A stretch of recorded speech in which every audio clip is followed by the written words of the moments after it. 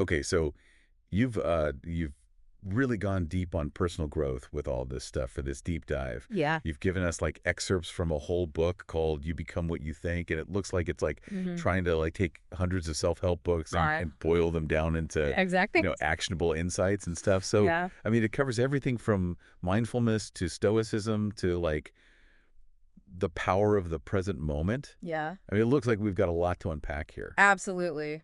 It really does aim to give you a little bit of everything when Yeah. it comes to self-improvement, like almost Yeah. like a buffet of wisdom. And we're gonna pick out like the nourishing dishes today.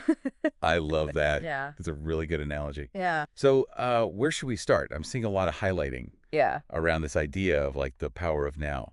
Is that a good jumping off point? Yeah, that's a great place to start. I think, one of the things that the book really digs into is how a lot of our anxieties about procrastination or feeling overwhelmed really stem from like dwelling on the past or worrying about the future. Right. Yeah, I think we've all been there. Exactly. But how do we actually like, Yeah. how do we shift that focus to like the present moment?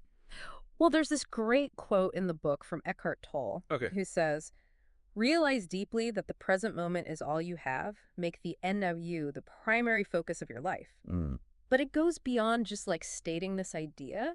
It gives you kind of a framework to think about it. okay. Imagine this life isn't so much a single destination as it is a series of present moments strung together. So instead of being like, I'll be happy when, Yeah. it's more about like finding ways to like make Yes. this moment count. Exactly. It's about recognizing that each moment is an opportunity for us to choose how we react, to Mhm. choose to act in alignment with our values, Right. rather than letting our past or our anxieties about the future Yeah. dictate our behavior.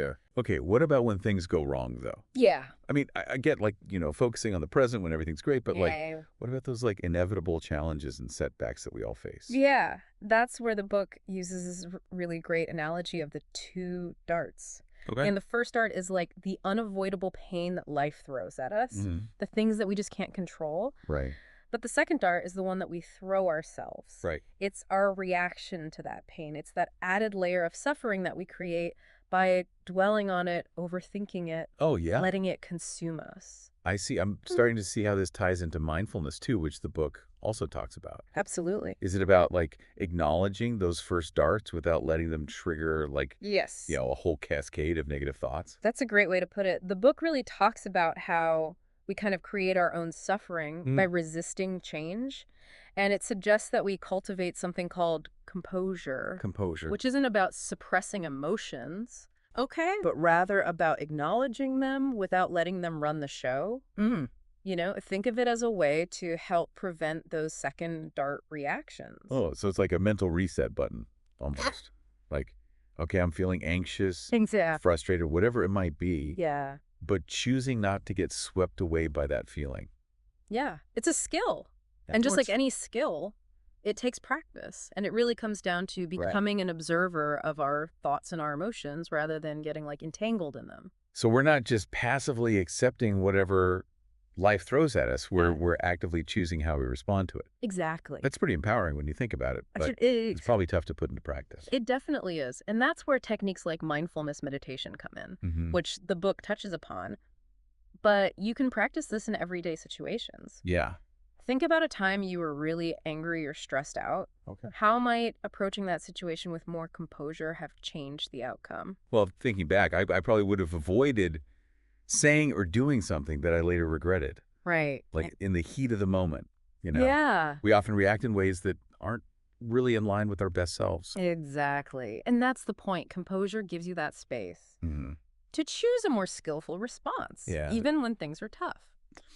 This is all really resonating with me. But before we move on, I'm curious about this Mhm. idea of letting go. Yeah. It's something the book mentions in connection with the Stoics. And I'm wondering how that fits into this whole picture of mindfulness and composure. It's a great question, and that actually leads us to another important insight from the book. Okay. True happiness doesn't come from clinging to things, but from letting go. And picking up on that idea of letting go, the book kind of dives into what it calls the happiness myth.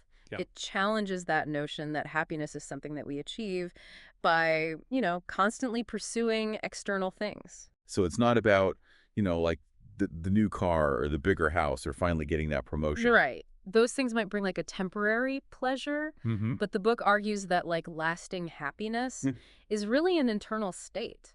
It's cultivated through like meaningful purpose, Okay. not just like fleeting gratification. Cool. What's the difference then? Yeah. I feel like we often use those terms like pleasure and happiness Right. kind of interchangeably. Yeah, and the book makes a really clear distinction between the two. Okay. Think about like pleasure as that fleeting feeling that you get from, a delicious meal Mm-hmm. or a shopping spree or scrolling through social media.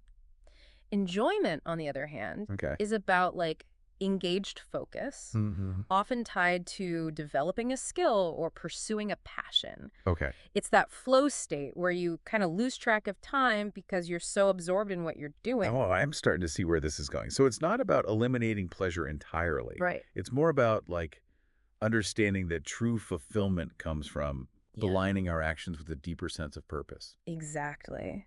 And the book also makes a point that like finding your flow Mm-hmm. requires, finding an activity that you genuinely find meaningful. Okay. It's not about forcing yourself to do something just because it's trendy Right. or it's supposed to make you happy. It has to resonate with you Exactly. on a personal It level. has to resonate with you. Yeah. Yeah. We've all experienced that feeling of being totally in the zone, whether it's Yeah. playing music or writing or even like working on a challenging project. And that's the kind of enjoyment the book is talking about. Yeah. It's about finding those activities Yeah. that challenge you just enough, Mm-hmm. that push you outside of your comfort zone Right. without feeling like overwhelming. So we're cultivating this like inner sense of happiness Mm-hmm. by pursuing meaningful activities and finding our flow. Yeah.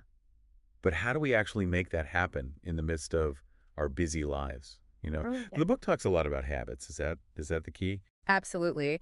And it starts with how we think about goals. Okay. We often get caught up in these big, daunting aspirations, write a novel, start a business, run a marathon. But the book highlights the power of turning those big goals into small daily habits. So instead of trying to like write the entire novel at once, Right. it's more about like focusing on writing a page a day Exactly. or even a paragraph. Exactly. The book makes this point that like even small improvements, when done consistently, they compound over time. Like investing. Think about it, like investing. Yep. Even small contributions made regularly can grow into something significant. That's a great way to look at it. Yeah. Speaking of investing, I'm also seeing a lot of notes here around Stephen Covey's 7 Habits of Highly Effective People. Yes. Is that more of a productivity focus? It is. And the book actually highlights 2 of Covey's habits that tie in really well with what we've been talking about. Begin with the end in mind, encourages you to like really clarify your values and define what success truly means to you. Okay. And put first things first is all about like prioritizing those actions that align with those values. So it's not just about getting things done. Right. It's about making sure that those things are actually like contributing to the life we want to live. Exactly. I have to admit, sometimes I get so caught up in the doing Yeah. that I forget to like take a step back and ask myself, like, is this actually important? And that's where those anxieties around to-do lists come in. The book challenges this assumption that doing more always equals better. Which is something I definitely struggle with. Yeah. Like my to-do list never seems to get any shorter, Right. no matter how much I cross off. And that's because we often fall into this trap of like measuring our worth by how much we accomplish. But here's a thought-provoking idea from the book. Okay. It says, time is a network good, meaning that its value comes not just from like how much we have individually, Right. but from how we coordinate it with others. Oh, that's really interesting. So it's not about like hoarding our time and trying to squeeze in as much as possible. Exactly. It's more about using it to connect with others, build relationships, Yes. contribute to something larger than ourselves. Exactly. Yeah. The book really emphasizes the power of generosity Okay. and prioritizing relationships. Instead of just ticking off tasks. Not just ticking off tasks. So it's like having a perfectly optimized schedule isn't all that satisfying if you have no one to share it with. Exactly. It's those like shared experiences, those moments of connection Yeah. that truly enrich our lives. Absolutely. And that kind of leads us nicely back to the power of habits. Mm-hmm. It's not just about building habits for like individual productivity, Okay. but it's about cultivating habits that support meaningful relationships, Right. foster a sense of purpose, and Yeah. contribute to something greater than ourselves. Yeah. This is really making me rethink my whole approach to like both productivity and happiness. Yeah. It's not about like doing less. Right. It's about doing the right things, Yeah. the things that actually matter Exactly. in the grand scheme of things. Hmm. But I'm also thinking about like our listener, the learner. Yeah. They're all about, gaining knowledge Right. and applying it to their lives. Right. So what are some like practical strategies from the book Yeah. that they could start using today? Great question. The book actually delves into James Clear's habit loop, Okay. which breaks down habit formation into these 4 key components: Mm-hmm. cue, craving, response, and reward. Okay, I'm familiar with that framework. Right. But how does the book kind of like build on that? It offers like specific tactics for working with each stage of the loop. Okay. For example, making cues more obvious. Like, Hey. if you want to exercise in the morning, Mm-hmm. put your workout clothes out the night before. Or like put a book that you want to read Right. on your bedside table. So it's the first thing you see. Exactly. It's about setting up your environment Yeah. to support those desired habits. Okay. Then there's the craving stage. Mm-hmm. The book suggests finding ways to make those positive habits more appealing. Okay. So, think about pairing a new habit with something you already enjoy. Okay. Like listening to a podcast while you go for a walk, Yeah. or watching your favorite show while you're on the treadmill. Those are great examples. Yeah. It's about making those healthy habits less of a chore and more of like an enjoyable part of your routine. Exactly. Speaking of making things easier, what about that 2-minute rule? Oh, yeah. I know the book mentions that as a way to like Mhm. overcome procrastination. Right. The idea is to break down those intimidating tasks Yeah. into like smaller, more manageable chunks. Mm-hmm. So instead of aiming to meditate for 30 minutes, Yeah. start with just 2 minutes. Or if you want to start writing, Right. just commit to writing for 2 minutes each day. Exactly. It's about building that initial momentum and letting it snowball into something bigger. Okay. And the book emphasizes this point that like consistency is key, Right. even with those small actions. Yeah. Even small improvements, when compounded over time, can lead to like remarkable results. This is really helpful stuff. It's giving me a whole new perspective on how to approach personal growth. Yeah. But before we move on, I want to touch on something that the book mentions Okay. that I think a lot of people struggle with, and that's momentum. Yeah. How do we keep the ball rolling? Especially when we hit those inevitable plateaus or those moments of self-doubt. Okay, so it feels like we've already uncovered like so many gems. Yeah. But I know there's still more to explore. Yeah. I mean, the book spends a good chunk of time on like Stoic philosophy. Mm-hmm. And I have to admit, like, I always kind of thought about Stoicism as being unemotional. Right. You know, like those statues with like the blank stares? Yeah, that's definitely a common misconception. Yeah. Stoicism isn't about suppressing emotions. It's more about recognizing that, true happiness comes from within, Mm-hmm. not from chasing external things or trying to control what we can't. So instead of getting swept away by like every emotion, Right. it's more about choosing how we respond to it. Exactly. And the book actually highlights this with a quote from Epictetus, Okay. who says, "The single most valuable thing you have is your mind."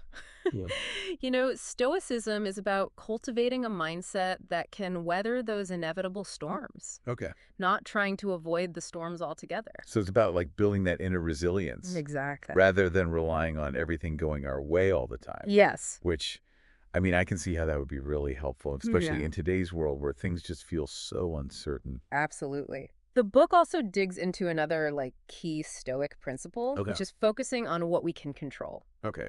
We can't control the weather or the economy or Yeah. what other people think of us, but we can control our own thoughts, our actions, and our reactions to those external events. That kind of reminds me of what we were talking about earlier with like those 2 darts. Yes, Stoicism seems to be all about like choosing not to throw that second dart, exactly. the one that causes us all that unnecessary suffering. Exactly. And the book emphasizes that this doesn't mean passively accepting whatever happens. Right. It's about taking responsibility for our own inner state, Boy. regardless of the circumstances. There's a great quote in the book from Seneca, Okay. who says, Withdraw into yourself as far as you can associate with those who will make a better man of you. Mm, Welcome those whom you yourself can improve. The process is mutual, for men learn while they teach. I like that. It suggests that we have a choice. Mm. You know, we Mm. can either focus on the things that we can't control Yeah. and let them dictate our happiness, Right. or we can focus on what we can influence our own thoughts, Yes. our actions, Exactly. and the company we keep. Exactly. And the book gives us some like really practical suggestions for putting this into practice. It talks about like simplifying our lives, letting go of material attachments, Okay. and prioritizing meaningful relationships with people who lift us up, Yeah.